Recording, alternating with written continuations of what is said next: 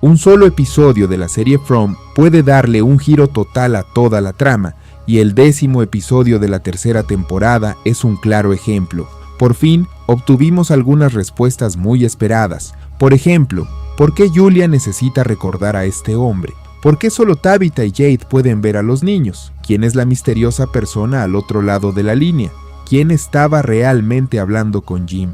¿Por qué Sarah mató al hombre y dejó entrar a los monstruos? ¿Cómo logró Martin lanzar la cuerda a Boyd? ¿Dónde se escondieron Victor y Eloise cuando eran niños? ¿Y qué llevó a la creación de Fromville? ¿Por qué mataron a Kelly de una manera tan extraña? Incluso descubrimos quién visita las cabañas por la noche y quién plantó los vegetales a la orilla del lago. Pero si aún no has logrado descifrarlo todo, definitivamente disfrutarás este video. Exploraremos todas las teorías y desentrañaremos los misterios de la serie From. Y creo que ha llegado el momento de conocer al principal antagonista, el Rey de Amarillo. Pero, ¿es realmente la máxima encarnación del mal en Fromville?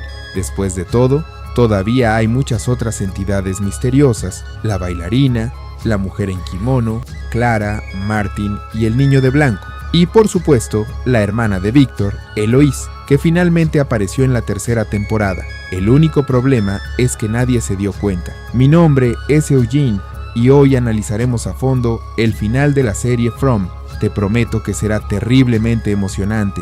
¡Comencemos!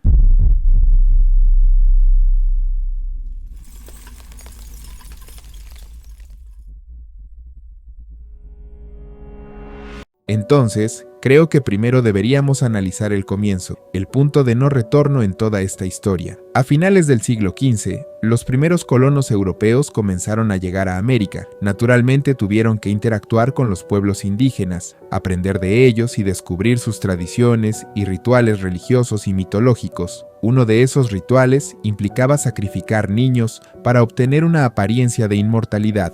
Este asentamiento de colonos cayó bajo la influencia de una entidad poderosa que los convenció de realizar el ritual, matar a los niños y beber su sangre. Estos niños podrían haber sido profundamente amados por los colonos. Según el niño de blanco, los niños nacieron en la oscuridad y murieron en la oscuridad. Esto implica que fueron mantenidos bajo tierra. Hemos visto este lugar en los dibujos de Miranda y durante el viaje de Victor y Tabitha. Los niños nunca debían ver la luz del sol. Crecieron en la mazmorra subterránea y aún en condiciones tan horribles, amaban y confiaban en sus familias. Cuando llegó el momento del ritual, los niños fueron colocados sobre piedras y asesinados. Sin embargo, alguien no quería que esto sucediera. Esta persona les contó una historia que les dio esperanza. Convirtieron esa esperanza en raíces, que eventualmente crecieron hasta convertirse en el árbol. El niño de blanco fue bastante reservado en su explicación, pero su relato nos dio parte de la historia. Para evitar confusiones durante el desglose, dividamos todo en secciones. ¿Por qué comenzó todo a finales del siglo XV? Espero que no hayas olvidado las fechas en el faro. Estas fechas marcan el inicio y el final de cada ciclo. El primer año que aparece es 1506, que es cuando todo comenzó y se llevó a cabo el sacrificio ritual. El último año es 1978, que es cuando Miranda, Victor y Eloise llegaron a Fromville. También fue el año en que Miranda murió. Dado que la colonización de América comenzó inmediatamente después de que Colón descubriera el continente en 1492, este asentamiento debió haber aparecido antes del inicio del primer ciclo. Considerando que los niños tenían al menos 8 años, significa que todo comenzó un poco antes de 1506. El ritual, ya hemos visto el lugar exacto donde ocurrió este evento. Cuando Jade descendió a la cámara subterránea, experimentó una visión o memoria. 7 niños yacían sobre las piedras, mirando hacia un agujero en el techo de la cueva que una vez existió. Este podría haber sido el primer momento en que los niños vieron el cielo y la luz del sol. Fue en este instante cuando nació el símbolo icónico, las raíces entrelazadas. Este ritual también está representado en las paredes de la cueva, pero hay 2 detalles clave a tener en cuenta. 1. el número de monstruos. Ahora sabemos con certeza que estos monstruos alguna vez fueron humanos. Según el relato de Fátima y la confirmación del niño de blanco, estas personas mataron a los niños porque se les prometió vida eterna. Si asumimos que cada niño tenía tanto un padre como una madre, habría habido 12 adultos involucrados. Sin embargo, 2 de ellos no formaron parte del sacrificio, ya que intentaron detener el ritual. Estas 2 personas están representadas en la parte superior del símbolo de las raíces y probablemente estuvieron ausentes durante el sacrificio. Cuando apareció el monstruo sonriente, vimos 11 monstruos en ese momento. Notablemente ausentes estaban la animadora, la abuela, Yasmín y su amiga, la novia, la mujer misteriosa, el joven con barba, el jugador de béisbol, la criada, la abuela con una bolsa, el hombre corpulento, la chica con gafas, el hombre del sombrero de copa, el caballero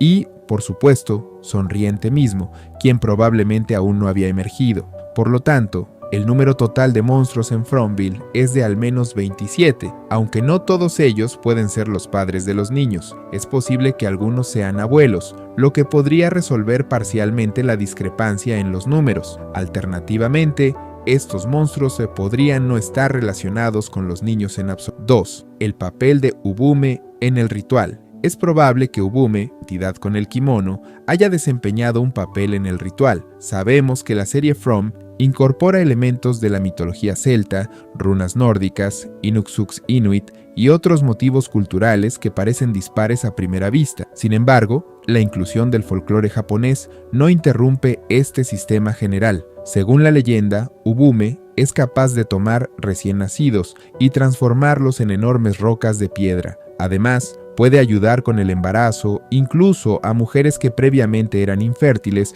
o a parejas que luchaban por concebir. Esto se asemeja mucho a la situación de Fátima. Fue elegida precisamente por su infertilidad, lo que, en última instancia, se convirtió en un giro cruel del destino. En las leyendas, Ubume engañaba a las mujeres embarazadas para que entregaran a sus hijos. Por lo tanto, es posible que, en el pasado distante, la mujer del kimono guiara a las víctimas al sótano. Allí, las mujeres daban a luz, al igual que Fátima, y Ubume llevaba a los recién nacidos a la guarida subterránea, entregándolos a los futuros monstruos. Estos monstruos, a su vez, criaban a los niños como si fueran suyos y los preparaban para el ritual. Así, los niños nacían en la oscuridad y nunca conocían a sus verdaderos padres. Esta versión suena mucho más realista, ya que ni Fátima ni el niño de blanco se refieren a los monstruos como padres. Dicen que eran personas en quienes los niños confiaban. Tabitha, en el pasado, no quería realizar el ritual de vida eterna, pero simplemente no tenía elección. Su hijo fue tomado y entregado a las personas que vivían en el subsuelo. Es difícil imaginar que una madre o un padre estuvieran dispuestos a matar a su propio hijo, incluso por vida eterna. Además, probablemente los monstruos también tuvieron que sacrificar algo, como la luz del día, al igual que los niños. Cada trato con un demonio tiene su precio. Si alguna vez hubo una abertura en el techo de la cueva, es posible que Jade y Tabitha pudieran cantar sus canciones de cuna a los niños sin entrar en el territorio controlado por los monstruos. Detalle 3. Los ayudantes y el ciclo de reencarnación. Ya sabemos que las 2 personas que dieron esperanza a los niños querían salvar a su hija. No conocemos sus nombres en pasado, pero en el presente son Tabitha y Jade. En el ciclo anterior eran Miranda y Christopher. Las almas de estas personas renacen en un ciclo infinito de reencarnación para corregir los errores de sus vidas pasadas. Se ven obligados a convertirse en prisioneros de Fromville cada vez. Esto continuará hasta que logren salvar a los niños. Sin embargo, salvar a los niños es imposible. Incluso si logran regresar al pasado, no podrán cambiar nada. Ya sucedió. Así no funciona el viaje en el tiempo. Volveremos a esta cuestión más adelante. La parte más importante de esta historia es que Tabitha y Jade, de alguna manera, lograron crear el ciclo de reencarnación. Creo que esto es lo que está representado en los dibujos de la cueva. Vemos que, tras su fracaso, 2 personas de la mano, presumiblemente Tabitha y Jade, fueron a los Hombres Rojos, que probablemente eran los habitantes indígenas de este lugar. Ellos les contaron todo y pidieron ayuda. Después de eso, vemos otro ritual extraño que aún no podemos describir. Debajo hay un símbolo que siempre he pensado como un signo de infinito o de la lucha eterna entre el sol y la luna, pero tras la revelación de la verdad sobre los recuerdos de vidas pasadas y la reencarnación, queda claro que es un símbolo del eterno renacer de las almas. Resulta que Tabitha y Heide también realizaron su propio ritual. Las tribus indígenas los ayudaron y ellos hicieron un trato. Quizás lo hicieron a través del Niño de Blanco, de la misma manera que los monstruos hicieron un trato con la Entidad Roja. La Entidad Roja es la principal antagonista de la serie. Aún no ha aparecido, pero su influencia ya se siente. El Hombre de Amarillo es simplemente quien controla la repetición del ciclo. No me adelantaré, pero volveremos a esta cuestión. Por eso tienen sentido todas las visiones de Jade y Tabitha. ¿Recuerdas a ese extraño sujeto que sostenía un cráneo humano lleno de sangre? Ese fue el primer Elgin. Al igual que el Elgin actual, fue torturado y, durante el proceso, le arrancaron un ojo. También fue manipulado por la mujer del kimono, quien lo obligó a hacer que una mujer embarazada bebiera su sangre. Este pobre alma está mostrando lo que sucedió en el pasado. Está intentando transmitir parte de la información a Jade. Todo en este lugar maldito se repite, y los monstruos siguen estrictamente el plan. Esto explica por qué matan a algunas personas y dejan vivir a otras. ¿Cuántas veces podrían haber matado a Boyd? ¿Por qué perdonaron a Randall? Si Tabitha realmente es el problema principal, ¿por qué no la mataron cuando tuvieron la oportunidad? Incluso sabían que llegaría una ambulancia a Fromville esa noche. ¿Por qué perder el tiempo con Randall? Creo que es porque aún no ha llegado el momento. No hay necesidad de apresurarse, ya que todo va según su plan. Cada ciclo se repite y cada ciclo cuenta la misma historia. Quizás lo hayas olvidado, pero recuerda lo que Sarah le dijo al padre en el sótano. Las voces en su cabeza también quieren salir de este pueblo. Le dijeron que detuviera a quienes llegaron en los dos coches. Esto ya ha sucedido antes. 2 coches llegaron al pueblo al mismo tiempo y después de eso, todos murieron. Ella cuenta la historia de la familia de Victor. Ese día de 1978, Miranda y Christopher llegaron al mismo tiempo. Sus coches chocaron, al igual que los vehículos de la familia Matthews y Jade. Por eso, Victor dibuja la furgoneta de su madre y el coche de Christopher, en lugar del Audi Q5 y la autocaravana. Estos son recuerdos de su infancia. La llegada simultánea de 2 coches marca el inicio de un nuevo ciclo. Las voces en la cabeza de Sarah le dijeron que matara a un hombre, pero ella no se dio cuenta de que debía matar a Jade, no a su amigo. Ese día, Jade no estaba conduciendo porque no estaba en condiciones de manejar un vehículo. Todo debe ocurrir de una manera que beneficie a este lugar. Los monstruos nunca matan a quienes todavía son necesarios para cumplir su plan. Si algo se desvía del camino previsto, el Hombre de Amarillo interviene. ¿Recuerdas cuando la tormenta golpeó repentinamente al pueblo? ¿Qué desencadenó su participación? ¿Fue la antena que Jim construyó? ¿O el hecho de que Boyd y Sarah progresaron demasiado en su viaje? No, la razón fue que Tabitha estaba cavando un agujero. Ella no debía descender al subsuelo y el Hombre de Amarillo quiso evitarlo. En la radio, él dijo explícitamente que cavar el agujero fue un error. Fue después de esto cuando Tabitha empezó a ver a los niños. Cruzó una línea, pero el Niño de Blanco ya sabía que esto ocurriría. Sabía que Kevin dejaría entrar a Jasmine y advirtió a Victor. El Niño de Blanco estaba esperando a Ethan. También sabía que Tabitha caería al subsuelo. Por eso envió a Victor para ayudarla. Todo esto sucede no porque él pueda ver el futuro, sino porque todo ya ocurrió en el pasado. Quizás salvar a Tabitha también sea parte del ciclo. El Niño de Blanco sabe lo que sucederá en el futuro porque ya ha ocurrido en ciclos anteriores, pero esta vez decidió actuar de manera diferente. Cuando el Niño de Blanco le contó a Christopher toda la historia sobre la creación de este lugar y lo que debía hacerse, Christopher no le creyó. Esto llevó al fracaso. Todos en el pueblo fueron asesinados, dejando solo a Victor y a su hermana Eloise con vida. Esta vez, el Niño de Blanco decidió no intervenir directamente. Tabitha y Jade deben recordar por sí mismos, y tal vez esta vez tengan una oportunidad de salvar a los niños. Por eso el niño de blanco dice que todo está cambiando. Quiere decir que esta vez, en este ciclo, los eventos se están desarrollando de una manera que no beneficia a este lugar maldito. El cuarto detalle son los niños. Si fueron asesinados, entonces ¿a quién están viendo Jade y Tabitha? ¿Fantasmas? Por supuesto que no. Creo que parte del ritual implica atrapar las almas de los niños en el subsuelo, pero entonces, ¿por qué sus almas deambulan por el pueblo? Al principio, tenía una teoría basada en la idea de que Jade y Tabitha vieron a estos niños en el subsuelo. Intenté comparar a todos los niños mostrados en la serie y noté que el niño y la niña detrás de las rejas en el subsuelo nunca se vieron en el pueblo. A lo largo de la serie, solo vemos a 5 niños, y pensé que, en ciclos anteriores, Tabitha había logrado liberar a esos 5, mientras que los otros 2 permanecieron atrapados. Sin embargo, en el episodio final de la tercera temporada, cuando Jade tocó la canción de cuna, aparecieron los 7 niños, atraídos por la música familiar. No se muestran en un solo plano, pero si cuentas de izquierda a derecha, el quinto es la hija de Tabitha y Jade, y hay 2 más después de ella. Es probable que los creadores de la serie hayan tenido que reemplazar a los niños mayores con actores más jóvenes debido al envejecimiento, ya que no tenían otra opción, pero mantuvieron a la hija de Tabitha, lo que explica por qué la diferencia de edad es tan notable.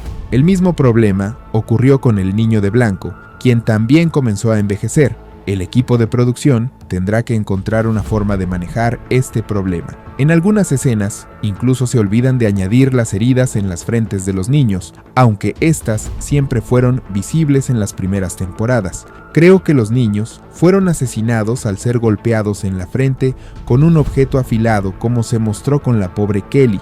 Esa fue la primera vez que los monstruos no destrozaron a su víctima. Incluso sospeché que el asesinato de Kelly fue cometido por alguien de Fromville, pero después del incidente con Randall, quedó claro que los monstruos no necesitan matar a todos o hacerlo de la misma manera. Después de que los niños fueran golpeados en la frente, todos los participantes en el ritual bebieron su sangre y se volvieron inmortales, pero todo trato tiene un precio, o tal vez ellos también fueron engañados, porque se convirtieron en prisioneros del subsuelo y no pueden salir durante el día ni ver la luz del sol. Esto plantea la pregunta más importante: ¿cómo se pueden salvar a los niños? Podrías decir que la solución es regresar al pasado. Julie podría potencialmente hacerlo, pero aquí radica el principal defecto del viaje en el tiempo. Si ya ha sucedido, no puedes cambiarlo. Sin embargo, crear un bucle temporal, esa es una historia completamente diferente. Aquí hay un simple ejemplo de un bucle temporal. Julia logró regresar al momento en que Boyd estaba atrapado en el pozo. Le lanzó una cuerda, permitiéndole salir. Debido a esto, conoció a Martin y Martin le dio los gusanos. Esto dio lugar a un nuevo problema: la caja de música con la bailarina. Cuando Ellis necesitó una transfusión de sangre, Boyd no tuvo más opción que arriesgarse. Salió por la noche para pasar los gusanos a Smiley, lo que lamentablemente lo mató. Este acto rompió el acuerdo de los monstruos con la entidad principal. Como resultado del viaje en el tiempo de Julia, Fátima quedó embarazada y todas las verduras del pueblo se pudrieron o desaparecieron. Estas fueron las consecuencias de intervenir en el tiempo. Sin embargo, después de la autopsia de Smiley, se liberaron las cigarras, se convirtieron en el nuevo problema, y los habitantes del pueblo ya no podían dormir. Quien lo hiciera, moriría. Más tarde, las cigarras encontraron a 3 personas, entraron en sus cuerpos y separaron sus formas físicas y almas. Estas 3 almas se convirtieron en prisioneras de ese viejo lugar. Boyd tuvo que actuar. Entró en un edificio y destruyó la caja de música. Abby intentó detenerlo, pero sabía que no lo escucharía. Después de todo este horror, la condición de Fátima empeoró, pero aún no sabía que la mujer del kimono ya había comenzado a preparar a Elgin para la misión de salvar a Smiley.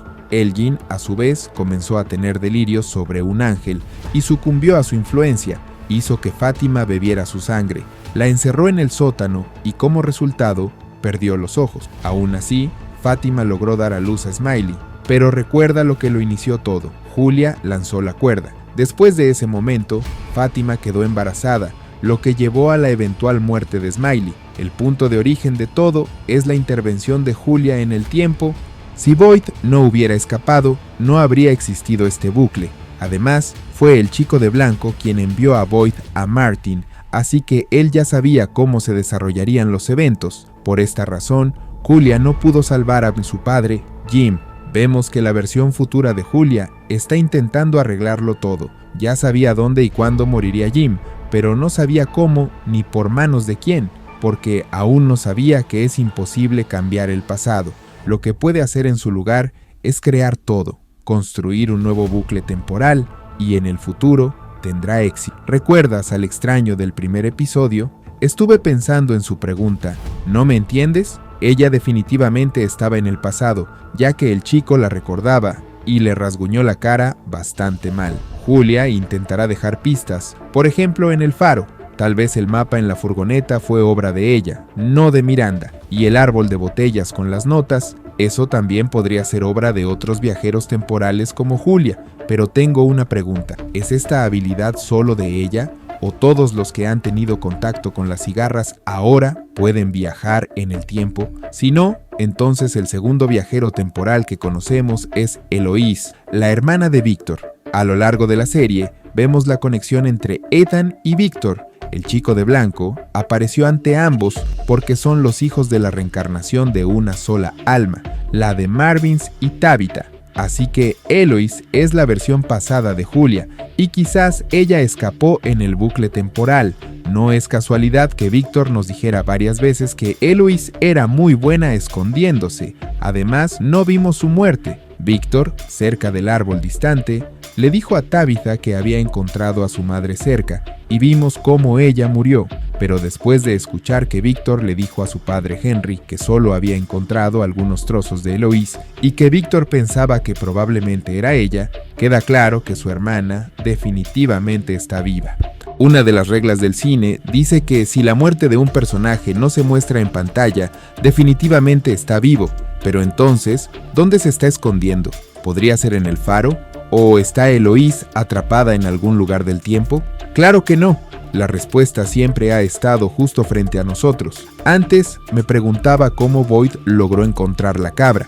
Está claro que estuvo atada en algún lugar antes y tenía un collar. ¿O quién plantó las verduras junto al lago? El lugar donde los monstruos no van son las extrañas casitas. Probablemente les tienen miedo a esos espantapájaros protectores. Y por la noche, Kenny y Jim escucharon ruidos extraños. ¿Quién llegó al asentamiento? Si hubiera sido uno de los monstruos, definitivamente habrían hablado, siempre hablan, cada vez, pero aquí hubo silencio. Esto era definitivamente una persona, y estaba muy asustada, porque Eloise no había encontrado a nadie vivo en mucho tiempo. Tiene miedo y se esconde cada vez que alguien desconocido se acerca a las casitas. Claro, deberían haber signos de su vida alrededor de las casas, como una fogata o una cama. Pero no olvides, Eloise es una maestra en el escondite y lo ha estado haciendo por mucho tiempo. Creo que Eloise tiene mucho miedo y teme interactuar con extraños. Su estado mental podría ser incluso peor que el de Victor, y todas las verduras junto al lago fueron plantadas por Eloise. Quizás en algún momento, la hermana de Victor tuvo cabras, gallinas y vacas, pero algo malo ocurrió, y todo el ganado corrió hacia el bosque. Boyd las encontraría más tarde y las traería de vuelta al pueblo. También recordamos que la hermana de Victor fue a buscar a su madre, pero cuando vimos la muerte de Miranda y que estaba sola, podemos decir con certeza que Eloise no pudo encontrarla. Tampoco pudo regresar a un lugar seguro. La aparición de la hermana viva de Victor habría ayudado a cerrar todas las brechas de la serie.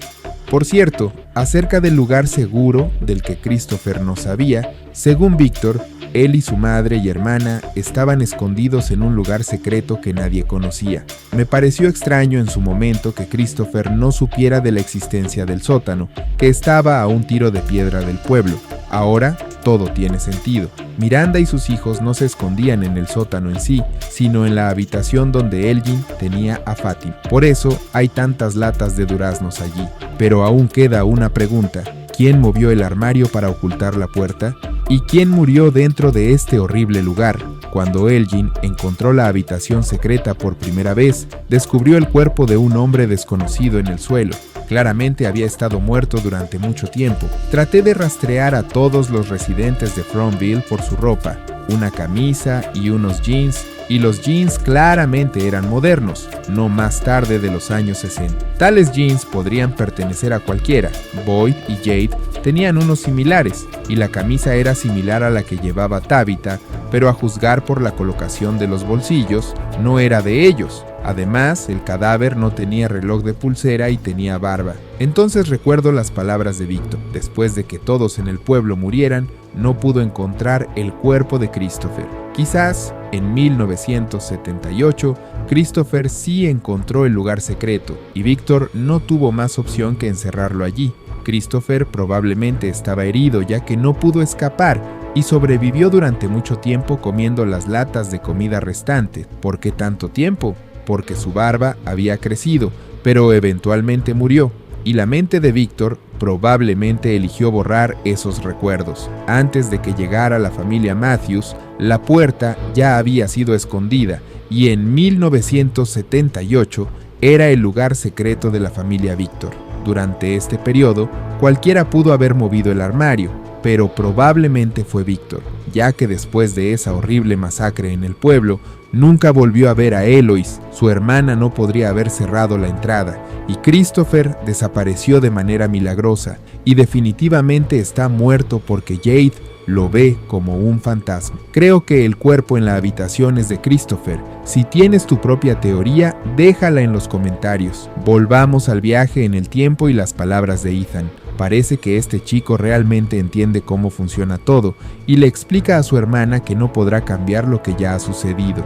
Pero Julia aún no entiende cómo funciona y tratará de arreglar todo, lo que eventualmente llevará a todas las tragedias. Creo que Julia será la causa de todos los problemas. No sabe lo que está haciendo y tal vez, en 1506, inadvertidamente, impedirá las cosas y creará Fromville. Ese sería el final perfecto para la serie. Una cosa más que no hemos discutido de la historia general de los sacrificios infantiles son las raíces de los árboles. En un momento, Sarah incluso le pregunta a Victor si es posible que el árbol distante sea el mismo, pero no recibió respuesta. Y entonces comencé a recordar todos los árboles extraños, lo que está en el camino, todos los árboles con portales, el árbol de botellas, y me detuve en el más misterioso, la casa de las arañas. Este árbol está cubierto de telarañas. Lo estudié en detalle, no tiene hoja y las telarañas descienden de arriba a abajo. Y lo más importante, sostiene el alma de la esposa de Boyd,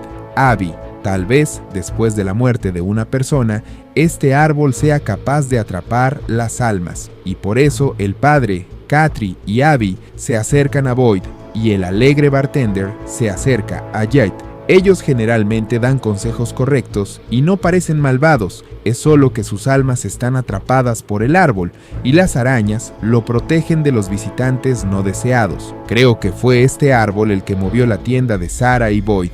Pero, ¿es este árbol del que habla el chico de blanco? No creo que los creadores del programa sean tan tontos como para mostrarnos el árbol principal y revelar el detalle más interesante, pero todo es posible. Este es el final de la primera parte. En la segunda parte, revelaremos aún más secretos y misterios que te harán reconsiderar todo lo que pensabas antes. Aprenderemos más sobre el Rey Amarillo y su conexión con el ciclo principal de los eventos. ¿Qué fuerzas están detrás de los ciclos repetidos y cómo influyen en nuestros héroes? Nos sumergiremos más en los mitos místicos que ocultan las verdaderas amenazas. ¿Qué quieren realmente los monstruos y cómo controlan todo lo que está sucediendo? No te lo pierdas. La segunda parte traerá giros inesperados y revelaciones que te dejarán sin palabras.